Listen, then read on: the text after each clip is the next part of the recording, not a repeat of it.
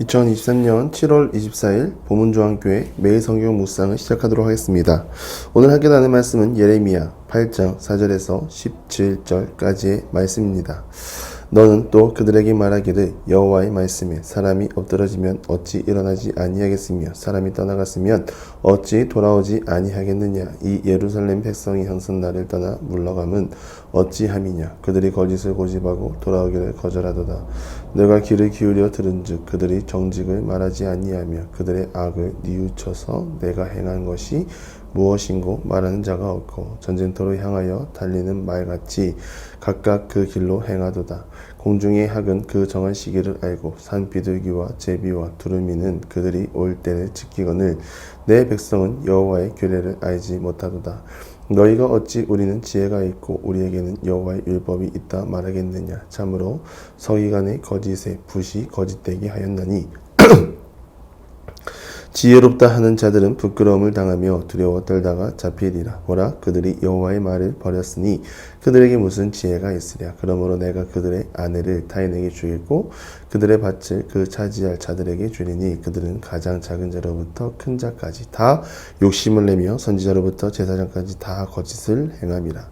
그들이 딸 내 백성의 상처를 가볍게 여기면서 말하기를 평강하다 평강하다 하나 평강이 없도다.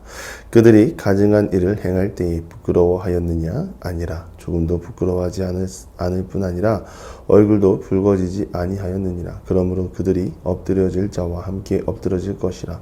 내가 그들을 벌할 때에 그들이 거꾸러지리라. 여호와의 말씀이니라. 여호와의 말씀이니라. 내가 그들을 진멸하리니 포도나무에 포도가 없을 것이며 무화과 나무에 무화과가 없을 것이며 그 잎사귀가 마를 것이라. 내가 그들에게 준 것이 없어지리라 하셨나니 우리가 어찌 가만히 앉아 있으랴. 모일지어다 우리가 견고한 성읍들로 들어가서 거기에서 멸망하자. 우리가 여호와께 범죄하였으므로 우리 하나님 여호와께서 우리를 멸하시며 우리에게 독한 물을 마시게 하심이니라. 우리가 평강을 바라나 좋은 것이 없으며 고침을 입을 때를 바라나 놀라운 뿐이로다. 그 말에 부르짖음이 단에서부터 들리고 그 준마들이 우는 소리에 온 땅이 진동하며 그들이 이르러 이 땅과 그 소유와 성읍과 그 중의 주민을 삼켰도다. 여호와의 말씀이니라. 내가 술법으로도 제어할 수 없는 뱀과 독사를 너희 가운데 보내리니 그것들이 너희를 물리라 하시도다. 아멘. 우리가 흔히 갈 때까지 갔다는 말을 많이 합니다. 그 상태는 아마도 도저히 손 쓸 수 없는 상태라는 그러한 판단이 섰을 것입니다. 그런데 갈 때까지 갔다라는 표현은 참 애매모호합니다. 내가 봐도 이것은 최악이다라고 하지만 그것보다 더한 것을 감추고 있다가 드러나면 상상조차 불가한 일들이 이미 일어난 상태고 갈 때까지 갔다라는 이 표현은 그러한 이유에서 너무 광범위하다는 것입니다. 이스라엘 백성을 보십시오. 성경의 역사를 보면 다윗의 시대는 전성기였습니다. 이 전성기라는 말은 다윗 한 사람이 훌륭한 상태였다는 것을 말하기보다 하나님 말씀에 순종하고 하나님의 편에 서서 나라와 민족을 이끌었다는 말로 이해하면 됩니다. 밧세바를 간음하고 다윗은 강해진 마음속에 하나님이 보내신 선지자의 말을 듣고 회개하고 용서를 구했습니다. 물론 그에 대한 벌은 받기는 했지만 하나님은 다윗을 용서해 주셨습니다. 그러나 이 솔로몬 시대가 지나며 기울기 시작합니다. 화려한 성전 봉헌식으로 시작을 했지만 솔로몬의 끝은 아쉽게도 수많은 우상을 들여왔고 여호와 신앙이 아니라 그가 맺은 동맹 정책으로 이방 왕들의 공주와 혼인을 하고 또 들어오며 이방 우상들도 함께 들어오게 됩니다. 솔로몬으로서는 부인들에게 더 좋은 모습을 보이기 위해 우상을 위한 산당도 지어주고 조금씩 우상의 길로 접어들기 시작했습니다. 결국 그들이 어디까지 갔느냐? 흰놈의 아들 골짜기에 도배사당을 건축하고 그들의 자녀들을 불살랐다고 합니다. 어찌 이러한 일들이 이스라엘 땅에 일어날 수 있습니까?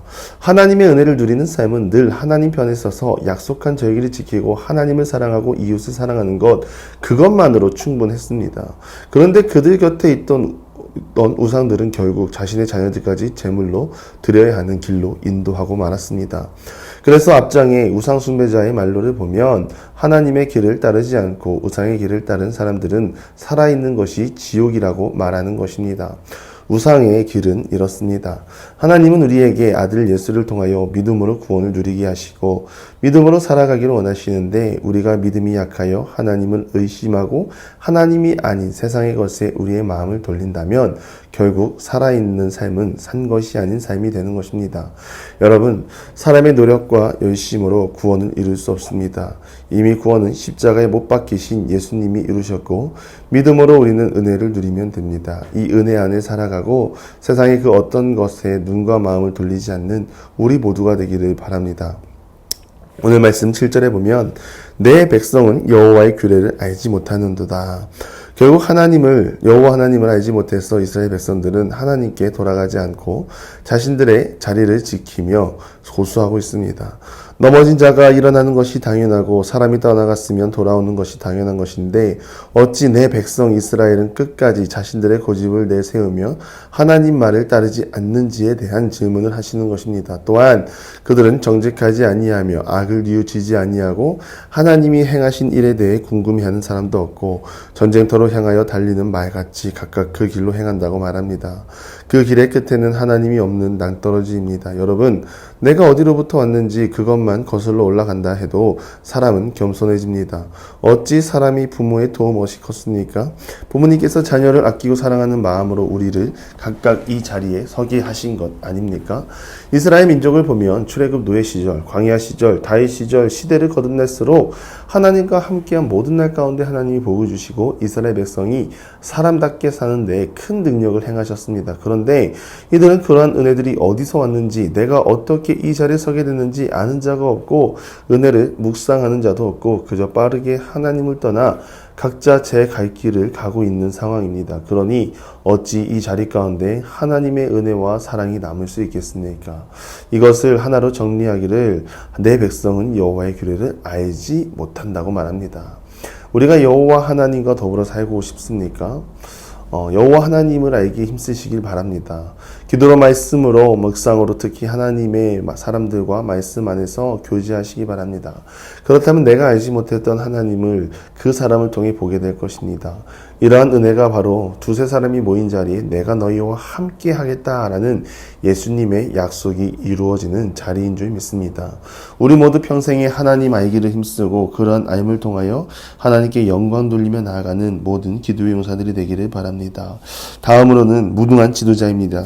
9절 말씀을 보면 지혜롭다 하는 자들은 부끄러움을 당하며 두려워 떨다가 잡히리라. 보라, 그들이 여호와의 말을 버렸으니 그들에게 무슨 지혜가 있으랴 라고 말합니다. 하나님의 일을 한다는 것은 무엇을 뜻합니까? 하나님이 자격 없는 자를 택하시고 은혜를 주셔서 하나님의 사역을 온전하게 감당한다는 뜻을 가지고 있습니다. 이 말은 사람에게 능력이 있는 것이 아니라 하나님의 말씀에 온전히 귀 기울일 때 능력이 나타난다는 말입니다. 그러나 하나님으로부터 세움받은 지도자는 하나님의 말을 듣는 것이 아니라 자신의 열심과 우상을 향한 발걸음, 진리되는 말씀을 거부하는 삶을 살았습니다. 그 결과 하나님은 너희들이 나를 버렸으니 무슨 지혜가 있느냐, 즉 내가 너희에게 지혜를 주었지만 그 지혜를 나를 위해 사용하지 않는다면 나는 지혜를 빼앗아 가겠다라고 말하는 것입니다. 우리는 주님의 것으로 부름을 받았습니다. 우리는 주님의 나라를 위해 쓰임 받아야 하고요. 주님으로부터 주어지는 모든 것은 주님 나라를 위해 사용되어야 합니다. 오늘 우리의 기도와 능력과 은사가 주님을 위해 사용되는 놀라운 은혜가 있기를 간절히 바랍니다. 평강하다 하나 평강이 없도다. 지도자들은 뻔뻔함을 넘어 양심의 철판을 깐 상황입니다. 하나님이 우리에게 원하는 모습은 거룩과 겸손입니다. 자신의 죄를 뉘우치고 자신을 비우고 종의 형체를 입으신 예수님처럼 철저하게 자신을 비우시기 원하십니다. 그러나 오늘 본문의 지도자는 뻔뻔함에 극치에 이르렀고 자신을 십자가에 못 박는 것이 아니라 나는 잘못이 없는데 무엇이 문제인가 하는 상황입니다. 절대로 좁혀지지 않습니다.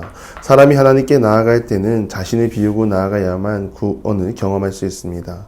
우리는 우리의 고집으로 구원과 멀어지는 선택을 하지 않기를 바랍니다. 주님의 말씀에 순종하여 늘 십자가를 바라보고 참된 구원을 경험하고 내 인생의 끝이 사망의 인생을 맞이하지 않기를 바랍니다. 하나님이 우리 각자에게 원하시는 것은 사망이 아니라 구원이며 거짓 평안이 아니라 참 평안이며 참 평안을 통하여 하나님 나라를 세워가기 원하십니다. 예레미야를 통해 배울 것은 하나님은 선하시고 우리는 연약하다는 고백입니다. 이 고백과 함께 오늘도 주님을 가까이하며 믿음으로 주님을 향해 나아가는 모든 기도의 용사들이 되기를 간절히 바랍니다.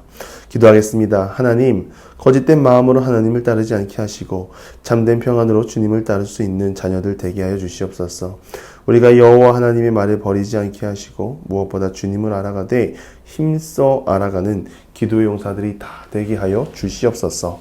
예수님의 이름으로 기도드리며 이제는 우리 구주 예수 그리스도의 은혜와 하나님의 극진하신 사랑하심과 성령의 감화, 감동, 교통하심이 거짓된 마음이 아니라 참된 마음으로 늘 하나님 따르기를 소망하는 사랑하는 보문과 함께 모든 기도의 용사 위에 이제로부터 영원토록 함께 하시기를 간절히 축원하옵나이다. 아멘.